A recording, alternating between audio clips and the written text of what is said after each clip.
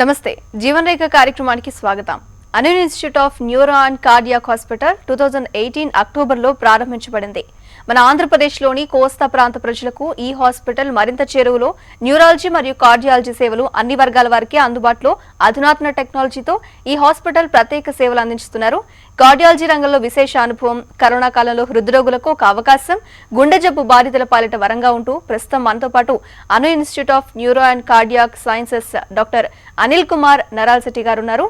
వారిని అడిగి మరిన్ని వివరాలు తెలుసుకుందాం. మీకు ఏమైనా డౌట్స్ ఉంటే వెంటనే స్క్రీన్ మీద కనిపించే నంబర్స్ కి కాల్ చేయండి. నమస్తే అండి అనిల్ గారు. నమస్తే అండి. ఫస్ట్ హార్ట్ ప్రాబ్లమ్స్ అనేవి జనరల్ గా మనం చూస్తుంటాం. ఈ హార్ట్ అటాక్స్ అనేవి ఎందుకు వస్తాయంటారు? అది రావడానికి ముఖ్యమైన కారణం ఏంటండి? జనరల్ గా రిస్క్ ఫ్యాక్టర్స్ అని కొన్ని ఉంటాయండి. ఈ హార్ట్ అటాక్ వచ్చే జనరల్ గా రిస్క్ ఫ్యాక్టర్స్ ఉన్న వాళ్ళకి ఎక్కువ వస్తూ ఉంటుంది.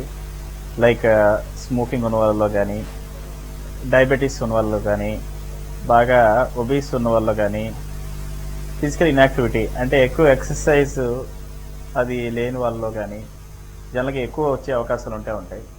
అదే కాకుండా ఈ రోజుల్లో మనం చూసేది ఏంటంటే స్ట్రెస్, మెయిన్గా ల్యాక్ ఆఫ్ స్లీప్ వల్ల కానీ, ఎక్కువ స్ట్రెస్ వల్ల కానీ, సో ఈ చేంజెస్ అనేవి ఎక్కువ వస్తూ ఉంటాయి. ఈ హార్ట్ అటాక్లో కూడా రకరకాలుగా ఉంటాయండి. Like unstable angina, NSTEMI, acute myocardial infarction అని. సో ఫుల్ ఫ్లెడ్జ్డ్ మన హార్ట్ అటాక్ వచ్చి ఎక్కువ ఈ డయాబెటిక్ పేషెంట్స్లోను, స్మోకర్స్లోనూ ఎక్కువ వస్తూ ఉంటుంది. ఈ అన్స్టేబుల్ యాంజైనా, ఎన్ఎస్టిఎంఐ కూడా ఈ టైప్ ఆఫ్ హార్ట్ అటాక్స్ జనరల్గా ఫీమేల్స్లో ఎక్కువ వస్తూ ఉంటుంది. ఓకే అనిల్ గారు, ఇంతకీ మనం హార్ట్ ఫెయిల్యూర్ అని వింటూ ఉంటాం. ఇంతకీ హార్ట్ ఫెయిల్యూర్ అంటే ఏంటండి? సో హార్ట్ ఫెయిల్యూర్ అంటే జనరల్గా హార్ట్ ఫెయిల్యూర్లో మన పంపింగ్ యాక్షన్ ఏంటంటే లెస్ దాన్ 40% ఉంటే కనుక మనకు హార్ట్ ఫెయిల్యూర్ అని చెప్తూ ఉంటాం. సో నార్మల్ పంపింగ్ యాక్షన్ వచ్చి మోర్ దాన్ 60% ఉంటుంది, 60 to 70%. సో ఈ హార్ట్ ఫెయిల్యూర్లో లెస్ దాన్ 40% ఉండటం వల్ల ఈ ఆయాసం రావటం కానీ, ఊపిరి తీసుకోవడం కష్టంగా అనిపించడం, కాళ్ళ వాపులు, పొట్ట ఉబ్బరంగా అనిపించడం, సో ఇలాంటి సిమ్టమ్స్ ఉంటాయి. కొంతమందిలో దడ ఇవి కూడా ఉంటూ ఉంటాయి. సో హార్ట్ ఫెయిల్యూర్ అంటే మెయిన్ ఏంటంటే పంపింగ్ యాక్షన్ తగ్గిపోవటం, అంటే దాని గుండె యొక్క సామర్థ్యం తగ్గిపోవటం. జనరల్గా మన గుప్పెడంత గుండె ఉంటుందని మనకు తెలుసు. సో వాళ్ళు ఏంటంటే కొంచెం బెలూన్ లాగా గుండె కండరం అనేది సాగిపోతుంది అనమాట. సో దానివల్ల పంపింగ్ యాక్షన్ తగ్గిపోతూ ఉంటుంది. సో దీనికి రకరకాల రీజన్స్ ఉన్నాయి. సో ఎందుకు హార్ట్ ఫెయిల్యూర్ వస్తుందని కూడా. సో బీపీ ఉన్న వాళ్ళను, అన్కంట్రోల్డ్ బీపీ ఉన్న వాళ్ళను, అన్కంట్రోల్డ్ షుగర్స్ ఉన్న వాళ్ళను, థైరాయిడ్ ప్రాబ్లమ్స్ ఉన్న వాళ్ళలోను, ఇంకా కిడ్నీ ప్రాబ్లమ్స్ ఉన్న వాళ్ళలోను, ఎక్కువ మందు అలవాటు ఉన్న వాళ్ళలోను, ఎప్పుడైనా ఫీవర్స్ వచ్చి ఒక్కోసారి హార్ట్కి ఎఫెక్ట్ అయినప్పుడు కూడా ఒకసారి పంపింగ్ యాక్షన్ తక్కువ అవుతూ ఉంటుంది. ఒక్కొక్కసారి బ్లాక్స్ ఎక్కువ ఉంటాం, 2 కంటే 3 బ్లాక్స్ ఉన్నాయంటే వాళ్ళ పంపింగ్ యాక్షన్ కూడా చాలా తక్కువ ఉంటుంది. సో ఈ రీజన్స్ అన్నీ కూడా హార్ట్ ఫెయిల్యూర్ యొక్క కారణాలు. సో దీన్ని మనం ఏం చేయగలం? ఇలాగే హార్ట్ ఫెయిల్యూర్లో కూడా చాలా రకాల మందులు వచ్చాయి కొత్తవి. సో లైక్ అంతకుముందు పాత మందులతో పాటు లైక్ బీటా బ్లాకర్స్ అని, ఏసీ ఇన్బిటర్స్ అని, సో ఈ మందులతో పాటు ఇప్పుడు ఆర్ని అని, ఇలా న్యూ మెడికేషన్స్ వచ్చాయి, న్యూ ట్రీట్మెంట్స్ వచ్చాయి. ఈవెన్ ఒక్కొక్కసారి పంపింగ్ యాక్షన్ తక్కువ ఉన్న వాళ్ళకి పేస్ మేకర్ లాంటిది ఒకటి ఉంటుంది, సిఆర్టీ అంటాం, కార్డియాక్ రీసింక్రనైజేషన్ థెరపీ అంటాం. సో హార్ట్లో లీడ్స్ పెడతారనమాట. సో దాని ద్వారా పంపింగ్ యాక్షన్ పెంచుకునే అవకాశం ఉంటుంది. ఇంకా ఈ రెగ్యులర్ ట్రీట్మెంట్తో పాటు సాల్ట్ రిస్ట్రిక్షన్, వాటర్ రిస్ట్రిక్షన్ అనేది చాలా ఇంపార్టెంట్ ఈ హార్ట్ ఫెయిల్యూర్ పేషెంట్స్లో.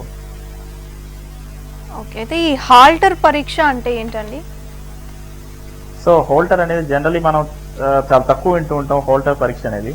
సో ఈసీజీ అనేది అందరికీ ఐడియా ఉంటుంది. సింపుల్ ఈసీజీ ఏంటంటే మనం జస్ట్ ఒక 10 secondsలో మనం తీసేది ఈసీజీ, జస్ట్ ఒక చిన్న పేపర్లో వస్తూ ఉంటుంది, ఒక స్ట్రిప్ లేదా స్ట్రిప్లో. బట్ హోల్డర్ అనేది ఏంటంటే లైక్ మనం ఎన్ని అవర్స్ అయినా పెట్టుకోవచ్చు.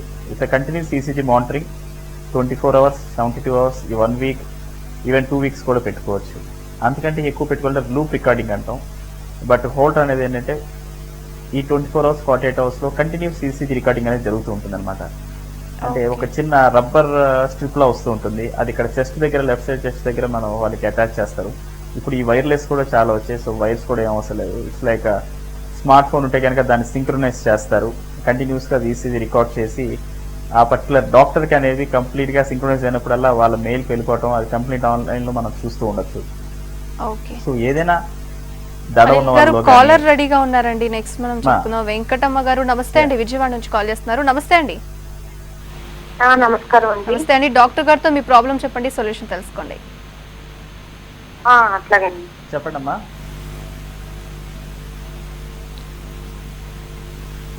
చెప్పండి వెంకటమ్మ గారు, వినిపిస్తుంది. హలో డాక్టర్ గారు. చెప్పండి అమ్మా. హలో వినిపిస్తుందండి, మీరు ప్రాబ్లం చెప్పండి, డాక్టర్ గారు వింటున్నారు. డాక్టర్ గారు, మా నాన్నగారికి స్టంట్ వేసి 3 years అవుతుందండి. అయితే 3 years అయిపోయిన తర్వాత ఆయనకి హలో వినిపిస్తుంది, మీరు చెప్పండమ్మా. కంటిన్యూస్ గా మీ ప్రాబ్లం చెప్పేసేయండి, వినిపిస్తుంది. అంటే స్టంట్ వేసి 3 years అవుతుందండి. ఇది షుగర్ కూడా ఉంది నాన్నగారికి. షుగర్ 1 year అవుతుంది థైరాయిడ్ వచ్చి. ఇలా థైరాయిడ్ వచ్చిన తర్వాత కొంచెం కాళ్ళకి నీరు రావడం, చాలా ఎక్కువగా ఉండడం అలా జరుగుతూ ఉంటుందండి. మళ్ళీనేమో చాలా వచ్చేస్తుంది, ఊపిరి తీసుకోవడం కష్టంగా ఉంటుంది. అల్లం హాస్పిటల్లో చెకప్ చేస్తున్నాము. అక్కడ అంతా బెటర్ గా అనిపించలేదండి. అసలు ఆ చాలి అనేది ఎందువల్ల వస్తుంది అన్నది తిరిగితే వస్తుందా లేకపోతే థైరాయిడ్ వల్ల వస్తుందా అన్న విషయం చెప్తారేమో అని. మా మెయిన్గా ఏంటంటే స్టెంట్ వేసి 3 years అవుతుందంటే కాబట్టి మెడిసిన్స్ ఫస్ట్ థింగ్ మెడిసిన్స్ రెగ్యులర్గా వేసుకుంటున్నా లేదు చూసుకోవాలమ్మా మనం. సో మెడిసిన్స్ రెగ్యులర్గా వేసుకుంటున్నా సరే ఈ కాళ్ళకు వాపులు వస్తున్నాయంటే పంపింగ్ యాక్షన్ ఎలా ఉందని చూసుకోవాలి. జనరల్గా స్టెంట్ వేసినప్పుడు ఈఎఫ్ అంటాం, ఎజెక్షన్ ఫ్రాక్షన్ అంటాం. సో ఈఎఫ్ ఎంత ఉంది. సో ఒక్కొక్కసారి అది తక్కువ ఉన్నా సరే కాళ్ళకు వాపులు రావటం, ఆయాస రావడం ఇవన్నీ జరుగుతూ ఉంటాయి. ఒక్కోసారి మనకేంటంటే ఎక్కువ నీరుడయ్యే టాబ్లెట్స్ ఇస్తూ ఉంటారు, డైరోటిక్స్ అనేది నీరుడయ్యే టాబ్లెట్స్. అవి వాడుతున్నప్పటికీ కాళ్ళకు వాపులు వస్తుంటాయమ్మా. ఒకసారి కిడ్నీ పరీక్ష అనేది చేయించుకోవాలి, క్రియాటిన్ ఎలా ఉంది, యూరిన్ పరీక్ష అనేది చేయించుకోవాలి, యూరిన్ ఏమైనా ప్రోటీన్స్ పోతున్నాయి లేవా. సో ఇవన్నీ ఒకసారి మనం చూసుకోవాలమ్మా. పొట్ట స్కాన్ ఒకసారి చేసుకొని చూడాలి, ఏమన్నా ఊపిరితిత్తులు నీరు ఉందా, పొట్టలో ఏమైనా నీరు ఉందా అనేది ఒకసారి మనం చూసుకోవాలి. ఎందుకు ఇలాగా రెసిస్టెంట్ అవుతుంది, ఈవెన్ మందులు వాడుతున్నాను దానికి కారణాలు మనం చూసుకోవాలి. దాన్ని బట్టి మన ట్రీట్మెంట్ ఆధారపడుతూ ఉంటుందమ్మా. జనరల్గా స్టెంట్ బ్లాక్ అయితే సిమ్టమ్స్ ఈ రకంగా ఉండవు. దానికి ఏంటంటే నొప్పి రావటం, అంతకుముందులాగా అంతకుముందు ఎప్పుడు నొప్పి అలా వచ్చింది 3 years బ్యాక్ అలాంటి నొప్పి స్టార్ట్ అవటం, లేదంటే ఫుల్ ఫ్లెడ్జ్ హార్ట్ అటాక్ గా రావటం ఉంటుంది తప్పితే స్టెంట్ బ్లాక్ అయితే జనరల్ కాళ్ళకి నీరు రావటం, ఆయాసం అనేది అయితే మాత్రం మనం మెయిన్ గా చూసుకోవాల్సిందమ్మా. కిడ్నీలో ప్రాబ్లమ్స్ ఏమైనా ఉన్నాయా, గుండె పంపింగ్ యాక్షన్ తగ్గి ఉంటే కనుక దానికి తగ్గ మందులు వాడుతున్నాం లేదనేది ఇంపార్టెంట్ గా చూసుకోవాలమ్మా. ఒకసారి 2D కూడా రిపీట్ చేసుకొని చూసుకోవాలి. ఇంకో పరీక్ష ఒకటి ఉంటుందమ్మా, NT-proBNP అంటాం. సో పంపింగ్ యాక్షన్ తగ్గడం వల్ల లేదంటే హార్ట్ ఫెయిలియర్ ఫీచర్స్ ఇవన్నీ అని తెలుసుకోవడానికి మనం ఆ పరీక్ష పంపిస్తూ ఉంటాం. సో ఆ NT-proBNP చూస్తే మనకు ఐడియా వస్తుంది ఈ ఆయాసం నిజంగా పంపింగ్ యాక్షన్ తగ్గటం వల్ల, లేదంటే ఇప్పుడు జనరల్గా ఈ ఫ్లూస్ కోవిడ్స్ ఎక్కువ వస్తున్నాయి కాబట్టి దీనివల్ల ఈ వింటర్ సీజన్ స్టార్ట్ అయిన చాలా మంది ఆస్మాటిక్స్ ఉంటారు. సో దానివల్ల ఏమైనా ఆయాసం వస్తుంది కూడా మనం ఒకసారి చూసుకోవాలమ్మా. సో ఈ పరీక్ష దాన్ని నిర్ధారిస్తుంది గుండెదా కాదా అని. మీకు కుదిరితే కనుక ఈ పరీక్ష ఒకసారి చేయించుకోండి. ఓకే అనిల్ గారు, కాలర్ రెడీగా ఉన్నారు సదానందన్ గారు ఖమ్మం నుండి. నమస్తే అండి సదానందన్ గారు. నమస్తే అమ్మా. నమస్తే అండి, డాక్టర్ గారితో ప్రాబ్లం చెప్పండి. నాకు 2003లో స్టంట్ వేసారమ్మా. ఒక స్టంట్ డిఫెక్ట్ ఉందని. మళ్ళీ అగైన్ 2013లో బైపాస్ అయింది. హలో ఓకే, వింటున్నాను, చెప్పేసండి మీ ప్రాబ్లం క్లియర్ గా. 2013లో బైపాస్ అయింది. అయితే అప్పటి నుండి జనరల్ గా ఇది ఏంటి క్లోజ్ క్యాప్ టాబ్లెట్ కానీ, నేను బేసికల్లీ షుగర్ పేషెంట్ను. వాస్తవంగా షుగరు కొంత ఒక 10 points 20 points up and down గా ఉంటుంది. నేను కొంచెం లీన్ గానే ఉంటా. 63 years, నా వయసు 69 years అమ్మా. దానికి ప్రజెంట్ నేను ఒకసారి న్యూరో ప్లస్ ఉంది కాబట్టి కార్డియో న్యూరో అంటున్నారు కాబట్టి విజయవాడకి వచ్చి డాక్టర్ గారిని కన్సల్ట్ చేస్తామని అనుకుంటున్నాము. ఓకే అండి, అనిల్ గారు సొల్యూషన్ చెప్తారు, వినండి. మీకు మెయిన్ ప్రాబ్లం ఏంటండి అసలు? ఇప్పుడు బైపాస్ ఆపరేషన్ అయిన తర్వాత నుంచి మీకు ఇబ్బంది ఫేస్ చేస్తున్నారా? ప్రజెంట్ ఏమి ఇబ్బంది లేదు సార్. కాకపోతే ఏంటంటే మెడిసిన్స్ రెగ్యులర్ గా ఈ 7 years కాల నుంచి వాడుతున్నాం. అదే దానిలో ఏమన్నా కంట్రోల్ ఏమన్నా తక్కువ చేస్తారా? నేను షుగర్ ఉంది, షుగర్ కాకపోతే 5-10 points ఎక్కువ తక్కువ అప్ అండ్ డౌన్ ఉంటుంది సార్. బీపీ ఉంది, బీపీ కూడా నాకు పెద్ద హెవీ ఏమీ ఉండదు, జస్ట్ 140-150 ఉంటుంది సార్ హైయర్ లెవెల్ గా. వాళ్ళు ఇక్కడ నేను చెకప్ తీసుకుంటున్నా, మీకు 150 ఉంటుంది కాబట్టి బీపీ ఉన్నది, మీరు రెగ్యులర్ గా బీపీ టాబ్లెట్స్ కూడా వాడాలి అంటున్నారు. ఒకసారి మీ దగ్గరికి వచ్చి కన్సల్ట్ అయ్యి మళ్ళీ ఏమన్నా మందులు గిట్లా మార్చుకొని ఏమన్నా వీలైతే తగ్గించుకునేందుకు. అలాగే అండి సదరన్ దగ్గర ఒకసారి మీరు వస్తే ఒకసారి ఈసీజీ స్కాన్ ఒకసారి చూసి బీపీ షుగర్ ఒకసారి చెక్ చేసి దాని తగ్గట్టుగా నేను మెడిసిన్స్ కావాలంటే ఆల్టర్ చేస్తానండి. సో ఎనీహో మీకు పెద్ద ప్రాబ్లం ఏం లేదు కాబట్టి మోస్ట్లీ మన కార్డియాక్లో కూడా ఎక్కువ మార్చేది ఉండదు. సో లిమిటెడ్ డ్రగ్స్ ఉంటాయి కాబట్టి దాని తగ్గట్టుగా మనం అడ్జస్ట్ చేసుకోవడమే. మనకి ఎలా సూట్ అవుంది లేదా క్రియాటిన్ అవి బాగున్నాయి లేవా, ఈసీజీ హార్ట్ రేట్ ఎలా ఉంది, కంట్రోల్గా ఉంది లేదా, బీపీ కంట్రోల్గా ఉంది లేదా, అవి చూసుకొని అడ్జస్ట్ చేసుకోవటమే. ఓకే అనిల్ గారు, ఇప్పుడు మీరు అన్నట్టు ఈసీజీ ద్వారా మనకి హార్ట్ అటాక్ ప్రాబ్లమ్స్ గురించి తెలుస్తుంది అంటారా ఈసీజీ చేయించడం ద్వారా?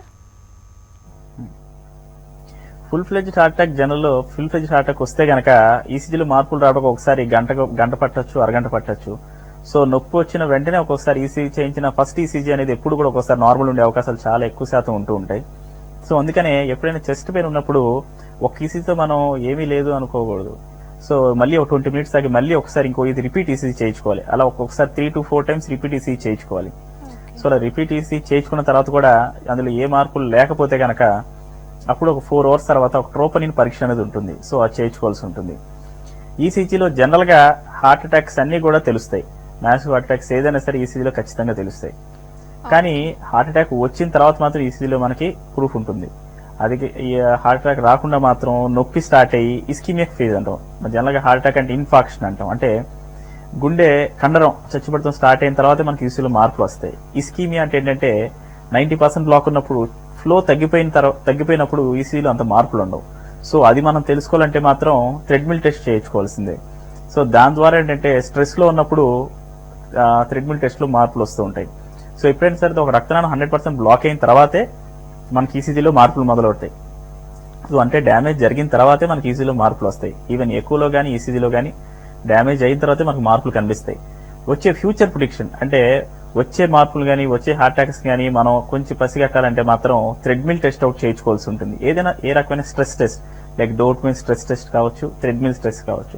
సో థ్రెడ్మిల్ టెస్ట్ లాంటివి చేయించుకుంటే మనకు ఉపయోగకరంగా ఉంటుంది. ఓకే అండి, కాలర్ రెడీగా ఉన్నారు అనిల్ గారు. సత్యనారాయణ గారు నమస్తే అండి. నమస్తే అండి. నమస్తే మేడం. నమస్తే అండి, డాక్టర్ గారు ఉన్నారు, మీ ప్రాబ్లం చెప్పండి, సొల్యూషన్ తెలుసుకోండి. అలాగే చెప్పండి, నమస్తే అండి చెప్పండి. డాక్టర్ గారు. చెప్పండి. నమస్తే అండి డాక్టర్ గారు. నమస్తే అండి, చెప్పండి. సార్ ఇప్పుడు నాకు 58 సంవత్సరాలు ఉంది. నాకు షుగర్ ఉందండి. షుగర్ వచ్చి 250, 200 బిలో అలా ఉంటుంది సార్. ఒక్కొక్కసారి అప్ అండ్ డౌన్ వస్తుందండి సార్. నాకు కాలు ఎడంకాలు బొటన్ వేలు దగ్గర నుంచి 2 వేళ్ళు బాగా విపరీతంగా సిగ్గుగా ఉంటుంది సార్. నేను డాక్టర్ గారి దగ్గర చూపించాను, మందులు షుగర్ మందులు ఇచ్చారు, అవి వాడుతున్నాను సార్. అది ఏ రోజు కూడా కంట్రోల్ అవ్వట్లు అలాగే ఉంటుంది సార్. బొటన్ వేలు పక్కన ఉన్న 2 వేలు సార్. ఆ 2 వేళ్ళు కూడా ఆ పార్ట్ అలాగా తిమ్మిరి వచ్చేస్తుంది సార్. తిమ్మిరి వచ్చి అలా తిరిగిపోతే పక్క కాలు కూడా వస్తుంది సార్. మీకు షుగర్ వచ్చి ఎన్ని సంవత్సరాలు అవుతుందండి? సార్ నాకు షుగర్ వచ్చి ఒక 5 years అయింది సార్. సో షుగర్ వచ్చి 5 years అవుతుంది. జనరల్గా 5 years నుంచి ఏంటంటే న్యూరోపతి అనేది స్టార్ట్ అవుతూ ఉంటుంది జనరల్గా. అవును సార్. అది ఎలా అంటే ఇప్పుడు మన సాక్స్ ఏరియా, గ్లౌస్ ఏరియా అంటే చేతి వేళ్ళు, కాళ్ళ వేలు నుంచే స్టార్ట్ అవుతూ ఉంటుంది న్యూరోపతి అనేది. బట్ ఇంకోటి ఏంటంటే మనం జనరల్గా చూసుకోవాల్సింది, మీరు బటన్ వేలు అని పర్టికులర్గా చెప్తున్నారు కాబట్టి స్వెల్లింగ్ ఉందో లేదో చూసుకోవాలి. ఒకసారి యూరిక్ యాసిడ్ లెవెల్స్ కూడా చూసుకోవాలి. యూరిక్ యాసిడ్ లెవెల్స్ చూసుకోవడం మంచిది. లేదు అంటే కనుక ఒకసారి నరాల టెస్ట్ చేయించుకోవాల్సి ఉంటుంది. నర్వ్ కండక్షన్ స్టడీస్ అంటాం. సో దాని ద్వారా ఏమైనా న్యూరోపతి ఏమైనా ఉందా లేదా అనేది మనకు తెలుస్తుంది. ఓకే అనిల్ గారు, మరో కాలర్ రెడీగా ఉన్నారండి. వెంకట నారాయణ ఖమ్మం నుంచి. నమస్తే అండి వెంకట నారాయణ గారు. నమస్తే అండి. హలో, నమస్తే అండి, మీ ప్రాబ్లం చెప్పండి, డాక్టర్ గారు ఉన్నారు. నా పేరు వెంకటనారాయణ అండి. చెప్పండి ప్రాబ్లం చెప్పండి, డాక్టర్ గారు ఉన్నారు. మేడం నాకు 3 months కా నుంచి, 1 నెల కా నుంచి డాక్టర్ గారు చెప్పండి. నాకు ఛాతి నొప్పి లేస్తుందండి బాగా. ఓకే. ఛాతి నొప్పి 1 month నుంచి లేస్తుంది. ఓకే. ఎందుకో అర్థం కావట్లేదు. హలో, ఛాతీ నొప్పి ఎందుకో అర్థం కావట్లేదు అంటున్నారు. మీ కాల్ వినపడట్లేదు, కొంచెం క్లియర్ గా మాట్లాడండి. నాకు తగ్గినప్పుడల్లా లేకపోతే లేచినప్పుడు ఇది ఛాతీలో నొప్పి వేస్తుందండి. దానికి గల కారణం ఉందో డాక్టర్ గారు తెలియజేసి తెలుసుకుందామని. దగ్గినప్పుడు మాత్రం వస్తుందండి? మామూలుగా ఎంతసేపు నడిచినా? హలో హలో హలో, వినపడుతుందండి? మాత్రమేనా లేదా నడిచినప్పుడు కూడా అంటున్నారండి డాక్టర్ గారు, చెప్పండి. దగ్గినప్పుడేనా, నడిచినప్పుడు కూడా ఉంటుందా? వెంకటనారాయణ గారు, నడిచినప్పుడు లేవట్లేదండి. పడుకున్నప్పుడు దగ్గినప్పుడు వస్తుంది. పడుకున్నప్పుడు సార్. సో ఓకే, మీ వయసు ఎంతండి? నడిచినప్పుడు లైట్ గా ఉంటుంది కానీ పడుకున్నప్పుడు లేస్తుంది సార్. వయసు అడుగుతున్నారండి. మీరు టీవీ వాల్యూమ్ తగ్గించాలండి, లేదంటే మీకు క్లియర్ గా ఉండదు. మేబీ కాల్ డిస్కనెక్ట్ అయింది. అనిల్ గారు, జనరల్ గా ఇప్పుడు ఆయన ఉన్న ప్రాబ్లం నడిచినప్పుడు పడుకున్నప్పుడు అని చెప్తున్నారు. జనరల్ గా అలా కూడా పెయిన్స్ వస్తాయి అంటారా? జనరల్ గా పడుకున్నప్పుడు కానీ దగ్గినప్పుడు కానీ నొప్పి వచ్చి ఎప్పుడు మస్కులర్ అంటే కండరాల నొప్పి అయి ఉండే అవకాశం ఎక్కువ ఉంటుంది. జనరల్ గా హార్ట్ పెయిన్ ఎప్పుడైనా సరే ఎగ్జర్షన్ లో వస్తూ ఉంటుంది. అంటే నడిచినప్పుడు కానీ, ఏదైనా పని చేస్తున్నప్పుడు కానీ, ఏదైనా ఎక్కువ స్ట్రెస్ ఫీల్ అయినప్పుడు కానీ, ఈ పెయిన్ అనేది హార్ట్ పెయిన్ అనేది కానీ ఎప్పుడు అలాంటి కండిషన్స్ లో వస్తూ ఉంటుంది. సో ఆయన దగ్గుతున్నప్పుడు, పడుకున్నప్పుడు ఇవన్నీ కూడా ఎక్కువ మస్కులర్ పెయిన్స్ కానీ, అక్కడ బోన్స్ పెయిన్ కానీ, ఏదైనా లోకల్ కాజెస్ ఉంటుంది అనమాట. సో ఆ కండరాల నొప్పికి సంబంధించి నొప్పి మాత్రం వేసుకుని జనరల్ తగ్గుతూ ఉంటుంది. ఇంకోటి వయసుని బట్టి కూడా ఉంటుంది అనమాట. సో ఎక్కువ బరువులు మోసే వాళ్ళు కానీ, ఏదైనా హెవీ వెయిట్స్ లిఫ్ట్ చేసే వాళ్ళు కానీ, జిమ్ చేసేటప్పుడు కానీ, సో ఇలాంటి యాక్టివిటీస్ చేసేటప్పుడు కూడా ఒక్కోసారి పెయిన్ డైలీ ఉంటూనే ఉంటుంది. సో మెయిన్ గా అది పడుకునేటప్పుడు, దగ్గినప్పుడు కానీ, ఏదైనా వంగి చేస్తున్నప్పుడు కానీ, ఈ టైమ్స్ లో మనకు తెలుస్తూ ఉంటుంది ఆ పెయిన్స్, మస్కులర్ పెయిన్స్. ఓకే అండి. అయితే ఇప్పుడు మనం జనరల్ గా ఎప్పుడు ఆ పెయిన్ వస్తనేది చెప్పలేం కాబట్టి, హార్ట్ అటాక్ అనేది ఎప్పుడు వస్తుందా, చెకప్ ఎప్పుడు చేసుకోవాలంటారు? సో జనరల్ చెకప్ అనేది డిపెండ్స్. జనరల్ హార్ట్ చెకప్ అనేది ఫర్ సపోజ్ అంతకుముందు ఏంటంటే 40 years దాటిన తర్వాత ప్రతి ఒక్కరు హార్ట్ చెకప్ చేసుకొని చెప్పేవాళ్ళం. బట్ ఇప్పుడు ఏంటంటే 30 years దాటిన తర్వాత కూడా చాలా మందిలో మనం చూస్తూ ఉన్నాం ఈ హార్ట్ అటాక్స్ అనేది ఏజ్ తో సంబంధం లేకుండా పోయింది. 25 years 30 years అందరికి వస్తూనే ఉంది. సో ఒక 30 years బెటర్ ఏంటంటే ఒక 30 years దాటిన తర్వాత నుంచి ఎవ్రీ ఇయర్ ఒకసారి హార్ట్ చెకప్ అంటే ఈసీజీ ఎక్కువ టీఎంటీ చేయించుకోవడం మంచిది. మెయిన్గా రిస్క్ ఫ్యాక్టర్స్ ఎవరికైనా ఉంటే బీపీ చెక్ చేయించుకోవడం, షుగర్ చెక్ చేయించుకోవడం, ఇవన్నీ చూసి ఏదైనా రిస్క్ ఫ్యాక్టర్స్ ఉన్న వాళ్ళైతే, ఆల్రెడీ షుగర్ ఉన్న వాళ్ళు, బీపీ ఉన్న వాళ్ళు మాత్రం ఖచ్చితంగా ఎవ్రీ ఇయర్ కంపల్సరీగా ఈ టెస్ట్లన్నీ చేయించుకోవాలి. ఈసీజీ ఎక్కువ టీఎంటీ ఈ 3 టెస్ట్లు సరిపోతాయి హార్ట్ పరంగా. లేదు అనుకుంటే అట్లీస్ట్ ఒక ఈసీజీ అన్నా చేయించుకోవడం మంచిది ఎవ్రీ ఇయర్. ఓకే అండి, కాలర్ రెడీగా ఉన్నారు విజయవాడ నుంచి శ్రీనివాస్ గారు. నమస్తే అండి శ్రీనివాసరావు గారు. మేడం నమస్తే అండి, డాక్టర్ గారు అన్నారు, మీ ప్రాబ్లం చెప్పండి. సార్ చెప్పండి సార్. ఇంకేట్లేదు సార్, బాడీలో పెయిన్ ఎక్కువ వస్తుంది సార్. హలో, క్లియర్ గా చెప్పండి అండి మీ ప్రాబ్లమ్ ని శ్రీనివాసరావు గారు. అంటే పెయిన్ ఎక్కువ వస్తుంది. వాయిస్ క్లియర్ లేదండి. హలో, పెయిన్ వస్తుంది అంటున్నారు, క్లియర్ గా చెప్పండి. ఎక్కడ పెయిన్ వస్తుందా లేదా ఏ టైంలో వస్తుందని డాక్టర్ గారు వింటున్నారు, చెప్పండి శ్రీనివాస్ గారు. పెయిన్ వస్తుంది మేడం మామూలుగా. నార్మల్ చెస్ట్ పెయిన్ అండి? ఓకే, ఇంకా మీ ఏజ్ ఎంత అండి? మీ వయసు ఎంత? మాదా 30 ఓకే, ఏం చేస్తా ఉంటారు? డ్రైవర్ అండి, ఫార్మర్. సో మీకు ఏమైనా హ్యాబిట్స్ ఏమైనా ఉన్నాయండి? స్మోకింగ్ కానీ, ఆల్కహాల్ కానీ, ఇర్రెగ్యులర్ ఫుడ్ హ్యాబిట్స్ కానీ? ఉన్నాయండి. 3 ఉన్నాయా? లేదండి, 3 కాదండి. చెప్పండి, స్మోకింగ్ అలవాటు ఉందా? స్మోకింగ్ అలవాటు ఉందా మీకు శ్రీనివాస్ గారు? స్మోకింగ్ అలవాటు ఉందా? లేదు సార్. ఓకే, ఫుడ్ హ్యాబిట్స్ అంతా రెగ్యులర్ గా ఉంటాయి? టైం ఫుడ్ తీసుకుంటూ ఉంటారా? తీసుకున్నాను సార్. సో మీరు ఒక పని చేయండి. సో మీకు రిస్క్ ఫ్యాక్టర్స్ ఏం లేవు కాబట్టి, సో మీరు ఒక ఈసీజీ ఎక్కువ టీఎంటీ అనేది ఖచ్చితంగా చేయించుకోండి. మీకు ఏ టైంలో చెస్ట్ పెయిన్ వస్తూ ఉంటుంది? అంటే గట్టిగా వర్క్ ఎక్కువ చేస్తే వస్తుంది సార్. 2-3 days నుంచే ఉంటుంది.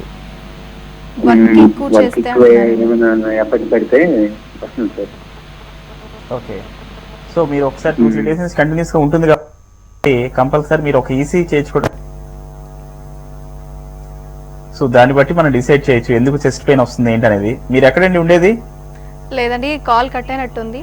ఆయనకి వర్క్ ఎక్కువైనప్పుడు వస్తుంది అని అయితే చెప్తున్నారు. నిజంగా వర్క్ హెవీ అయితే హార్ట్ కి సంబంధించిన ప్రాబ్లమ్స్ వస్తాయంటారా? అది అపోహ అంటారా?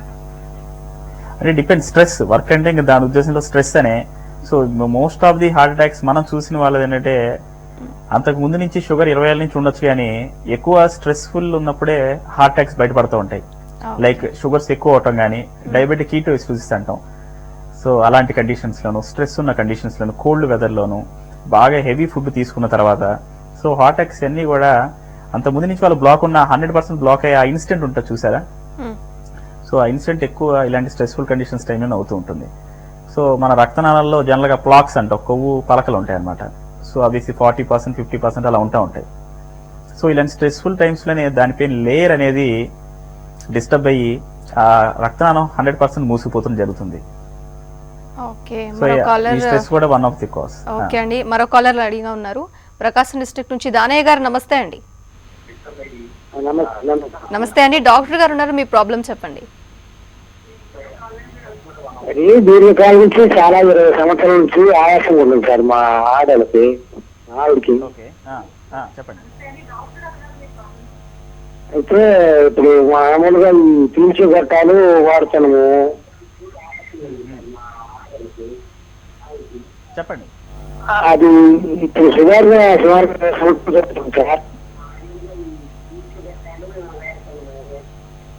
దానికి నివారణ వాడుతున్నాం సార్. ఇప్పుడు ఆవిడకి పిల్లి కూతులు ఏమైనా ఉంటాయండి? అది ఒకసారి కానీ పూర్తిగా పోవట్లేదు సార్.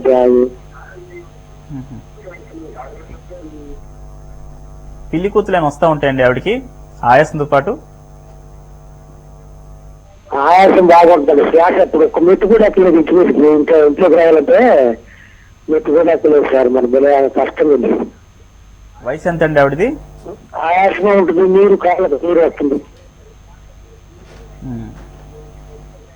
సో ఆస్తమా ఉబ్బసం ఉందని చెప్పారు ఆవిడకి ఏమన్నా? ఉపశం అంటే అది పిల్లి కూతురు కూడా వచ్చింది సార్.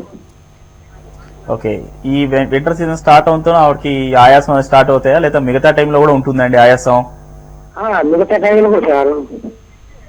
సో 365 రోజులు ఆయాసం ఉంటుంది. 350 ఆయాసం. ఇప్పుడు ఎండలకాలం మటుకు కొంచెం తగ్గుద్ది. వయసు ఎంత అండి ఆవిడది? వయసు ఎంత?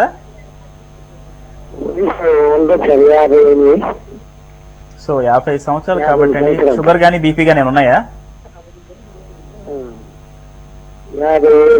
షుగర్ బీపీ ఉన్నాయా అంటున్నారండి నానయ్య గారు.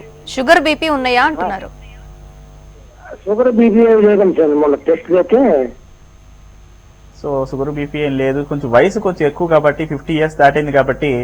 సో ఆస్తమా ఉందన్నారు కాబట్టి ఆల్రెడీ మెడిసిన్స్ వాడుతున్నారు మీరు, ఆల్రెడీ ఇన్హేలర్స్ అవి వాడుతున్నా అంటున్నారు. సో ఇన్హేలర్స్ తో కూడా అంత కంట్రోల్గా అనిపించట్లేదు, ఎందుకంటే సమ్మర్లో 4-5 months తగ్గుతుంది అంటున్నారు, మిగతా ఆల్మోస్ట్ 8 months ఉంటుంది. సో అంత కంట్రోల్లో ఉన్నట్టు కాదండి. సో బెటర్ ఏంటంటే ఒకసారి ఈసీజీ స్కాను ఒకసారి చేయించుకొని, ఒకసారి వీలైతే ఎక్స్రే ఒకసారి చేయించుకుంటే బెటర్ మనం. ఎందుకంటే 8 months అనేది, ఇయర్లో 8 months అనేది క్వైట్ లాంగ్ టైం. అన్ని రోజులు కూడా ఆయాసం ఉంటుంది, మంచిది కాదు. ఈవెన్ మీరు ఎన్ని రోజులు మందులు వాడినా కరెక్ట్ రీజన్ తెలియకుండా వాడటం కూడా కరెక్ట్ కాదు. సో ఒకసారి జనరల్ చెకప్ చేయించుకోవడం మంచిది ఆవిడకి. సో రక్తం ఎలా ఉంది, క్రియాటిన్ ఎలా ఉంది, ఇవన్నీ చూసుకొని ఆయాసం యొక్క వేరే కారణాలు చూసుకోవడం మంచిది ఒకసారి ఆవిడకి.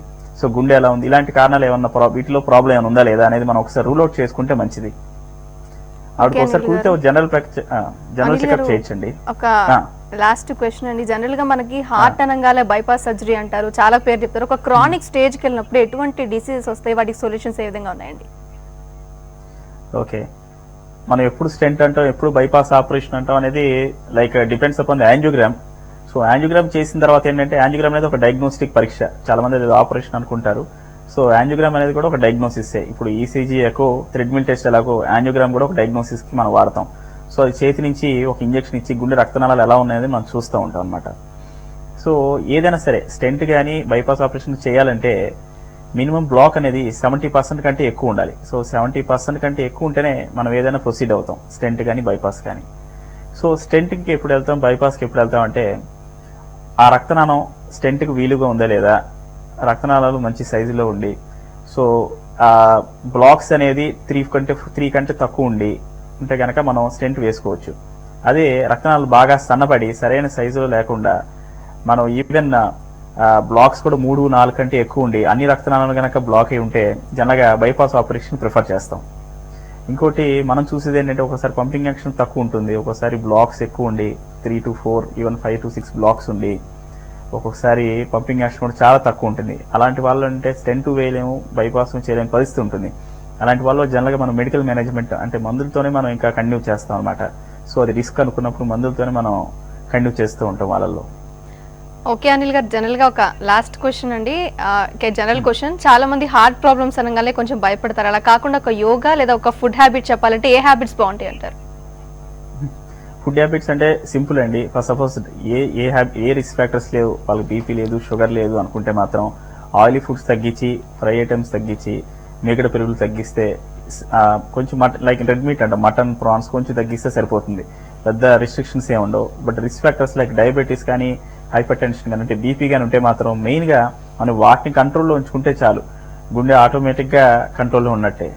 ఓకే అనిల్ గారు, ఓకే అండి, యోగా కూడా చేయాలి అంటారు.